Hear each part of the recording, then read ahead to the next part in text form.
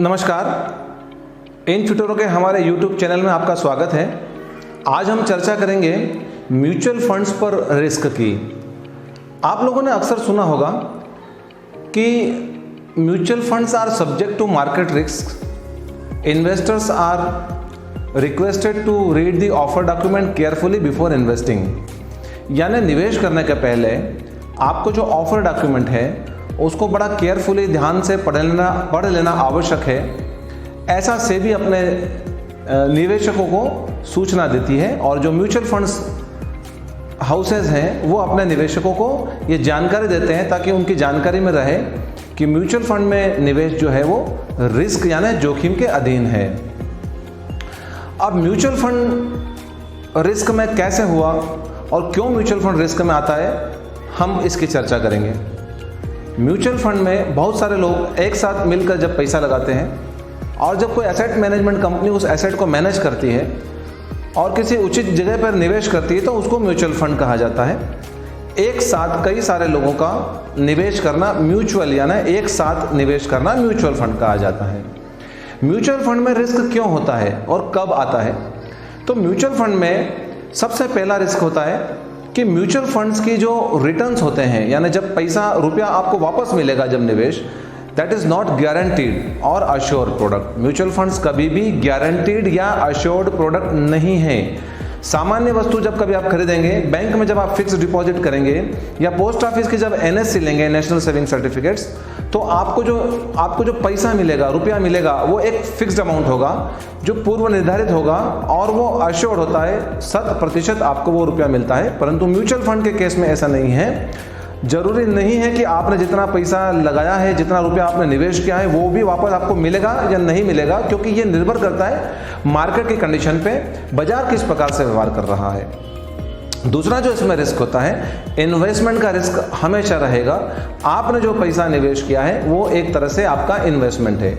अब ये risk depend करेगा कि आपने किस स्कीम में लगाया है, आपने इक्विटी में लगाया है या डेट में लगाया है या हाइब्रिड में लगाया है। तो ये आपका इन्वेस्टमेंट तो हुआ ही है सही, साथ में जो फंड मैनेजर्स होंगे वो आपके पैसे को, आपके रुपये को, आपके इन्वेस्टमेंट को कहीं और पे इन्वेस्ट करते हैं। म्यूचुअल फंड कभी भी स्वयं से आपको पैसा नहीं देते हैं, वो कहीं और पे निवेश करते हैं और कहीं और पे निवेश करके और वहां से जो आपको रिटर्न प्राप्त होता है वो रिटर्न आपको लौटाते हैं। तो इन्वेस्टमेंट रिस्क जो होता है म्यूचुअल फंड में हमेशा रहेगा कि जिस म्यूचुअल फंड में आपने इन्वेस्टमेंट किया है, उन्होंने आगे और कहां पे इन्वेस्टमेंट किया हुआ है, ये बड़ा महत्वपूर्ण है जानना, क्योंकि उससे आपका इन्वेस्टमेंट रिस्क प्रभावित होता है। अब जो म्यूचुअल फंड्स हैं वो किसी न किसी सिक्योरिटी में इन्वेस्ट करते हैं, या तो शेयर्स में इन्वेस्ट करेंगे, बॉन्ड्स में इन्वेस्ट करेंगे, गवर्नमेंट सिक्योरिटीज में इन्वेस्ट करेंगे, depending upon the investment plan जो आपने चुन रखा है। इक्विटी में है तो प्योरली इक्विटी में इन्वेस्ट करेंगे और मिक्स में करेंगे, अगर आपने हाइब्रिड चुन रखा है तो जिस सिक्योरिटी में म्यूचुअल फंड हाउस ने इन्वेस्टमेंट किया हुआ है वो फ्लक्चुएटिंग होता है, मतलब ऊपर नीचे हो सकता है। तो आपका इन्वेस्टमेंट जो है, अगर आपने इन्वेस्टमेंट म्यूचुअल फंड में किया और म्यूचुअल फंड ने आगे किसी और सिक्योरिटी में इन्वेस्टमेंट किया है, वो सिक्योरिटी फ्लक्चुएट हो रही है, उसकी कीमतों में ऊपर नीचे उतार चढ़ाव हो रहा है, तो ऑब्वियसली आपकी सिक्योरिटी में भी आपके जो म्यूचुअल फंड का इन्वेस्टमेंट है उसमें भी उतार चढ़ाव उसी मात्रा में होना संभव है। और इसमें म्यूचुअल फंड में एक बात और ध्यान रखिए कि म्यूचुअल फंड की जो एनएवी होती है, नेट असेट वैल्यू वो होती है कि टोटल जो फंड है उसमें टोटल नंबर ऑफ यूनिट्स का जब डिवीजन कर दिया जाता है, भाग दे दिया जाता है, तो एनएवी निकलती है। उस एनएवी में भी फ्लक्चुएशन आता है, लगभग प्रतिदिन एनएवी में फ्लक्चुएशन आता है, यानी फ्लक्चुएशन का मतलब होता है उतार चढ़ाव आता है। तो म्यूचुअल फंड का मतलब ये नहीं है कि बिल्कुल अगर आपने म्यूचुअल फंड में पैसा लगा दिया तो पूरी तरह से आपका पैसा सिक्योर हो जाएगा और आप बिल्कुल सेफ हैं। म्यूचुअल फंड में भी रिस्क होते हैं जिसकी हम लोग आज चर्चा कर रहे हैं। इसलिए कहा जाता है कि ऑफर डॉक्यूमेंट को केयरफुली पढ़ लें कि किस स्कीम में और किस प्लान के अंदर म्यूचुअल फंड में पैसा लगाने वाला है। ये भ्रांति है कि अगर हमने डेट में लगाया है, मतलब ऋण सिक्योरिटी में लगाया है, डेट सिक्योरिटी में पैसा लगाया है तो पूर्णतः सुरक्षित रहेगा, सिक्योर रहेगा। ये धारणा भी सही नहीं है। डेट सिक्योरिटी में भी कुछ रिस्क होते हैं जो म्यूचुअल फंड में निवेश करने वालों को सहन करना पड़ सकते हैं। वो रिस्क कौन से होते हैं? सबसे पहला होता है इंटरेस्ट रेट का रिस्क। डेट सिक्योरिटीज में इंटरेस्ट रेट जो है वो हमेशा कई बार बढ़ता या कम होता रहता है। तो जब भी इंटरेस्ट रेट्स बढ़ती है तब म्यूचुअल फंड जो डेट सिक्योरिटीज होती है उनके प्राइजेस में इन्वर्स रिलेशन होता है, उल्टा प्रभाव पड़ता है। तो इंटरेस्ट रेट यानी ब्याज दरों के बढ़ने कम होने या ज़्यादा होने से जो डेट सिक्योरिटीज होती है उनमें उनकी प्राइजेज जो होती है उनके भाव भी कम या ज़्यादा होते रहते हैं। क्रेडिट रिस्क इन्वॉल्व है इसके अंदर। म्यूचुअल फंड हाउसेस जब अंडरलाइंग सिक्योरिटी में इन्वेस्ट करते हैं तो अंडरलाइंग सिक्योरिटी जो होती है, जो डेट सिक्योरिटी होती है, they are subject to credit risk. Liquidity risk होता है। अगर मान लो म्यूचुअल फंड हाउस ने जिस डेट सिक्योरिटी में पैसा लगाया, रुपया लगाया, अगर उसका इंटरेस्ट या उसका प्रिंसिपल का रीपेमेंट टाइमली सर्व ना हो तो वहाँ पे लिक्विडिटी का रिस्क होता है जो म्यूचुअल फंड हाउसेस को सहन करना पड़ेगा और अल्टीमेटली आपको भी सहन करना पड़ेगा।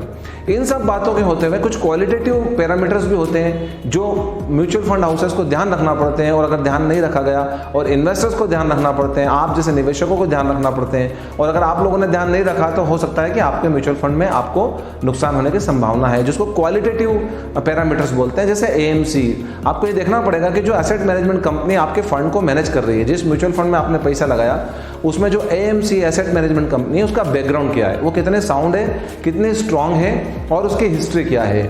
अगर वो कंफर्टेबल है, वो समर्थ है और अच्छा निवेश करने के योग्य है तो ही आप अच्छी एएमसी को देखकर पैसा लगाएं। फिर उसका आपको ये देखना पड़ेगा कि जिस म्यूचुअल फंड में आप पैसा लगा रहे हैं उस म्यूचुअल फंड का फंड मैनेजर कौन है।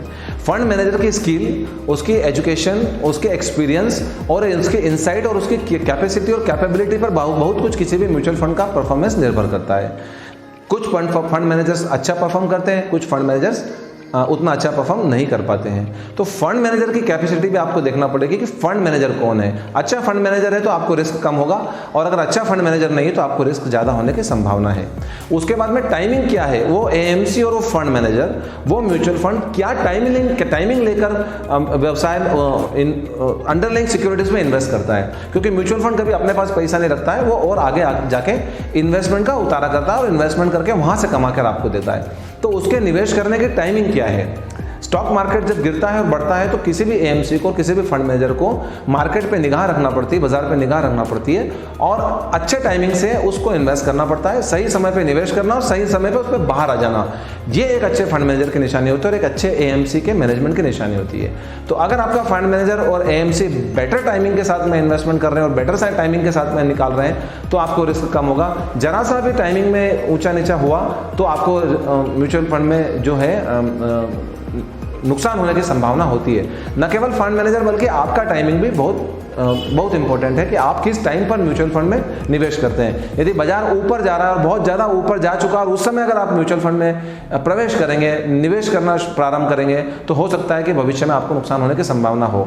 और जब मार्केट गिरा हुआ है और आगे जब उसके मार्केट के बढ़ने की संभावना है, उस समय जब आप म्यूचुअल फंड में घुसेंगे तो आपके म्यूचुअल फंड से आपको प्रॉफिट होने की संभावना ज़्यादा है।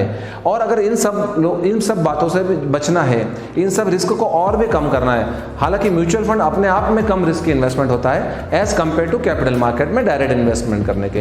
यदि आप डायरेक्ट निवेश करते हैं शेयर्स में तो आपको जोखिम ज़्यादा होता है, क्योंकि आपकी स्किल के ऊपर डिपेंड करता है कि आप किस शेयर्स में निवेश करेंगे और टाइमली उसमें बाहर आते हैं या नहीं आते हैं, आपकी व्यक्तिगत स्टडी कितनी है और आप किस सलाहकार से सलाह लेकर निवेश कर रहे हैं। जबकि म्यूचुअल फंड में जब आप निवेश करते हैं तो वहाँ पर एक्सपर्ट्स बैठे होते हैं, पूरे एएमसी में अच्छे एजुकेटेड और वेल क्वालिफाइड निवेशक होते हैं।